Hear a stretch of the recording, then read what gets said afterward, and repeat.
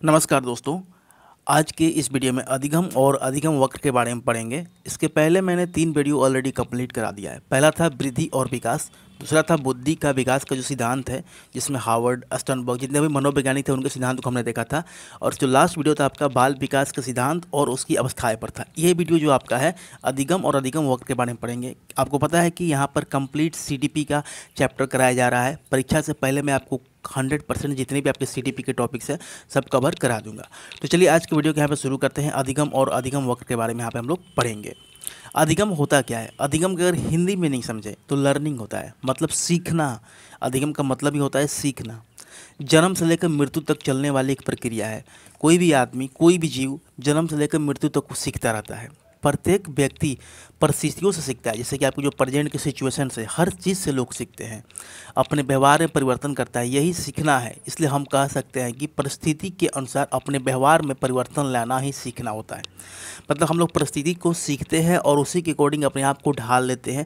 तो ये एक डिफिनेशन बन गया कि परिस्थिति के अनुसार अपने व्यवहार में परिवर्तन लाना, या परिस्थिति के अनुसार व्यवहार में आया परिवर्तन को हम लोग क्या कहेंगे? अधिगम या सीखना कहेंगे।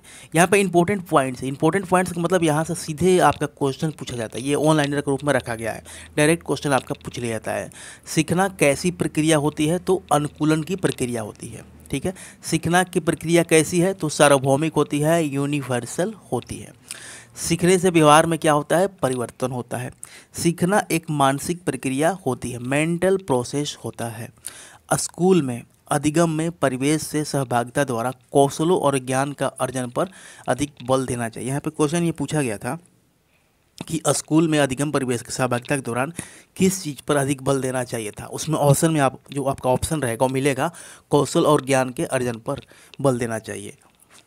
सार्थक अधिगम, मीनिंगफुल लर्निंग, एक समस्या पर विविध तरीके से विचार करने के लिए प्रोत्साहित करना है। मतलब अब यहाँ पे एक डिफिनेशन बन गया कि सार्थक अधिगम क्या है। देखिए, इग्नोर मत कीजिएगा, जो भी मैं यहाँ पॉइंट पढ़ा रहा हूँ एक एक पॉइंट आपके परीक्षा के पॉइंट ऑफ व्यू से इंपॉर्टेंट है, तो इसको ध्यान से आप देखेंगे। यहाँ पे एक डिफिनेशन दिया गया है कि सार्थक अधिगम किसे कहते हैं। तो एक समस्या पर विविध तरीके से, मतलब अनेक तरीके से, ठीक है, विचार करने के लिए प्रोत्साहित करना, इनक्रेज करना, मोटिवेट करना, क्या कहलाता है? सार्थक अधिगम कहलाता है। अब यहाँ पर देखिए, अधिगम अधिक सार्थक और प्रभावशाली कब होता है? जो मुख्यतः स्व निर्देशित होता है, सेल्फ डायरेक्टेड होता है। ये पूछा गया क्वेश्चन है। अधिगम अधिक सार्थक और प्रभावशाली कब होगा? जो सेल्फ डायरेक्टेड होगा। प्रारंभिक कक्षाओं में शिक्षण अधिगम प्रक्रिया के लिए करके सीखना, लर्निंग बाय डूइंग दृष्टिकोण बेहतर होता है। ये सारा पूछा गया क्वेश्चन है जो ऑनलाइनर के फॉर्म में आपके सामने रखा गया है। अधिगम के लिए विद्यालय के सामाजिक अवसरों में भागीदारी महत्वपूर्ण है। अधिगम मुख्य रूप से सामाजिक क्रिया है।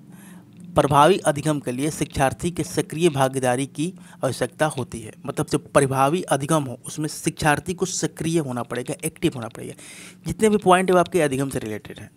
आगे देखिए आप, सार्थक अधिगम जो मैंने आपको बताया, जैसे मीनिंगफुल लर्निंग में विश्लेषण, एनालिसिस, समालोचनात्मक सोच, एनालिटिकल थिंकिंग, समस्या समाधान, analysis, critical thinking, problem solving प्रक्रियाएं शामिल हैं।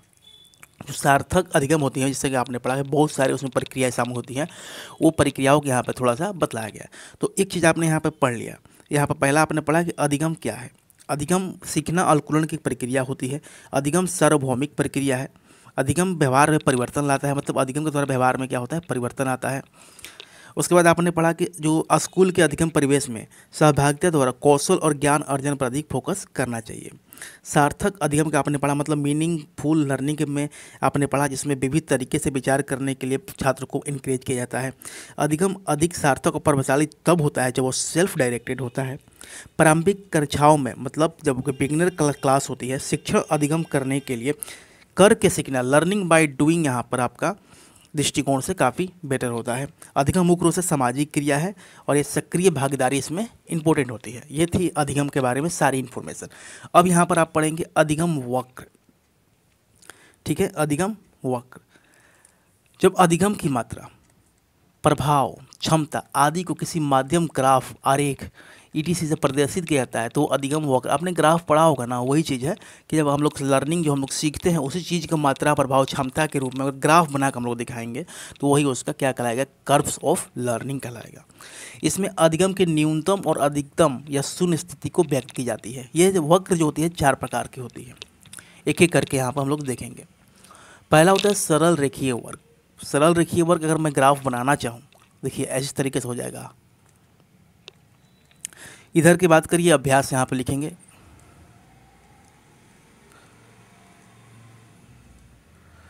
और इधर की बात करें तो सीखने की गति, ऊपर क्या हो जाएगी, सीखने की गति।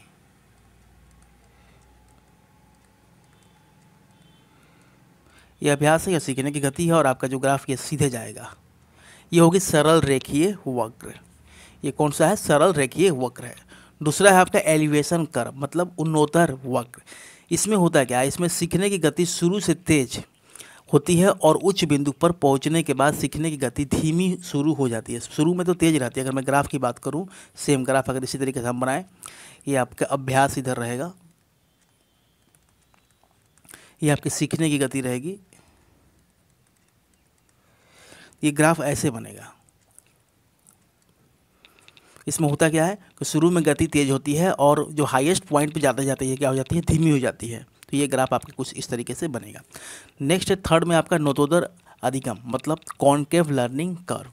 इसमें शुरू में सीखने की गति धीमी हो जाती है, इसके बाद धीरे धीरे सीखने की गति तेज होती शुरू हो जाती है और उच्च स्तर की ओर बढ़ती है। तो इसके ग्राफ की बात करें, अगर मैं इसके ग्राफ बनाऊँ, इधर अभ्यास रहेगा, मैं और से लिख दे रहा हूँ, और इधर आपके सीखने की गति को हम लोग 100 से डिनोट कर देते हैं। तो आप समझ जाएंगे, बार बार एक ही चीज़ को लिखने से कोई फ़ायदा नहीं है। अगर इसे ग्राफ की बात करूँ तो ऐसे होगा, इस तरीके से, यहाँ से ऐसे। शुरू में गति क्या रहती है, शुरू में गति काफ़ी धीमी रहेगी, बाद में सीखने की गति तेज़ हो जाती है तो सीधे ऊपर की तरफ उठ जाती है। चौथे गति की बात करें, मिश्रित अधिगम वक्र। इसमें शुरू में अधिगम की गति तेज या धीमी और अंत में भी अधिगम की गति तेज या धीमी दोनों तरीके से रह सकती है, मतलब इसमें कन्फर्म नहीं रहेगा, कम बेसी आपका होते रहेगा। अगर मैं इसकी ग्राफ की बात करूं मिश्रित वक्र का, तो कुछ इस तरीके से हम लोग बना सकते हैं। ये आपका अभ्यास इधर रहेगा, यह है सीखने की गति,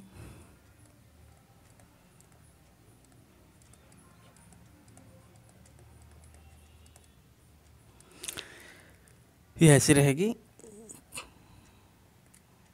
कम बेसी इसमें होती रहेगी। इसमें कन्फर्म नहीं रहता है, शुरू में अधिगम गति तेज भी हो सकती है, धीमी भी हो सकती है। अधिगम गति कभी तेज गति शुरू में, अंत में, दोनों में यहाँ पर हो सकती है। एक आपका लास्ट का है अधिगम पठार, लर्निंग प्लेटिव। इसमें सीखने की गति रुक जाती है, यानी उसमें ना तो उन्नति होती है ना अवनति होती है। अधिगम पठार की डेफिनेशन है। तो इस वीडियो में हमने सिर्फ 2 ही पॉइंट को कवर किया। पहला था आपका अधिगम, मैं रिवीजन करा देता हूँ।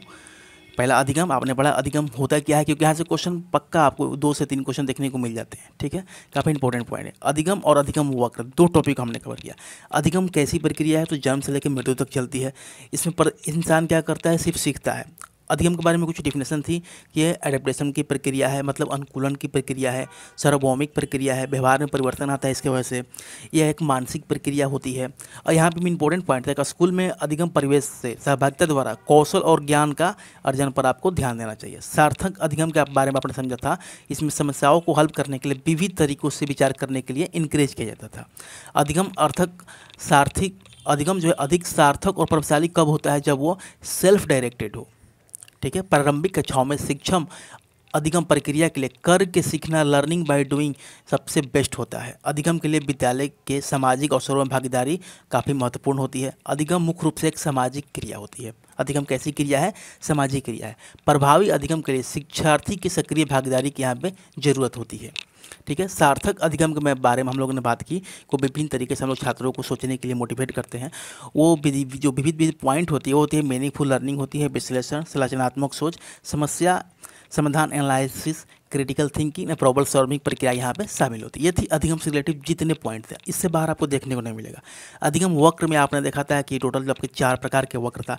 एक सरल रेखीय था जो सीधे होती है, जिसमें गति एक समान से बढ़ती रहती है। दूसरा था आपका एलिवेशन कर्व, इसमें शुरू में तेज होती है और लास्ट में जाकर गति धीमी हो जाती है, जिससे ग्राफ कुछ इस तरीके से बन रहा था। तीसरा था नतोदर अधिगम। इसमें क्या होता है, शुरू में सीखने की गति धीमी रहती है और लास्ट में जाकर बढ़ जाइए। तो ग्राफ आपके इस तरीके से था। डिफिनेशन ध्यान रखना है आपको, क्योंकि डिफिनेशन से क्वेश्चन आएगा कि कौन सा अधिगम वक्र होता है जिसमें शुरू में सीखने की गति धीमी होती है और अंत में जाकर उसकी गति तेज हो जाती है। तो आपको ऑप्शन से वहाँ पर ध्यान में रखना होगा कि वो नतोदर अधिगम यानी कॉनकेव लर्निंग कर्व होती है।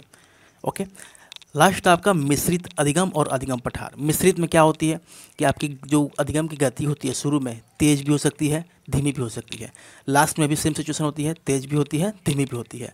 और अधिगम पठार के बारे में आपने समझा था कि इसमें सीखने की गति रुक जाती है, ना उन्नति होती है ना अवनति होती है। ठीक है, तो अगले पार्ट में मिलते हैं। इसका हम लोग नेक्स्ट पार्ट को कवर करेंगे। यहाँ मैं बता देता हूँ अगला चैप्टर आपका कौन सा कवर होगा, शिक्षण के स्तर और सूक्ष्म शिक्षण। अगला चैप्टर आपको कवर किया जाएगा। Thanks for watching this video.